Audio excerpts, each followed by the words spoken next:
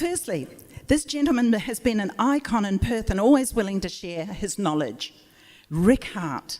Rick has become a dominant figure in Perth, headed up the rental icon Rick Hart and also kitchen headquarters.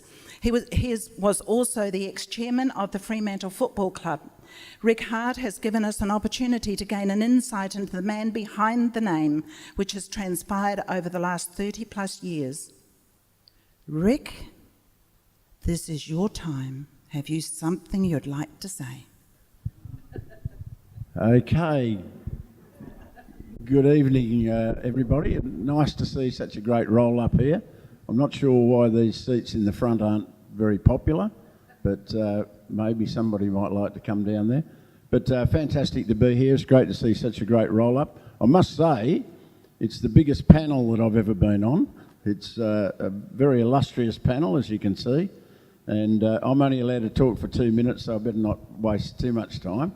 I guess probably it's interesting that I'm back here at 386 Wanneroo Road because way back, the first Rick Hart store actually started on this property, I think just next door, and that's where the Rick Hart name was first born. So it's quite remarkable to actually, this is probably the first time that I've been back here since we left the premises in rather hurried fashion after they decided that they were going to build a roller skating rink next door to us. And I thought, having suffered the ignominy of having about 4 break-ins a week, that I didn't think a roller skating rink was probably going to improve that statistic much. So we moved to Osborne Park, which turned out to be a pretty good move.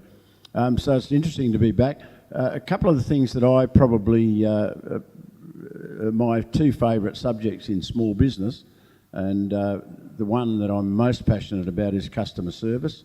So that's one of the things that in our Q&A thing that you might like to ask questions about. I won't expand on it right now, other than to say that I pinched a slogan from Sam Walton, the big American retailer, many years ago, and his stores always had this stone thing and it said, customer service rules. Rule number 1, the customer is always right.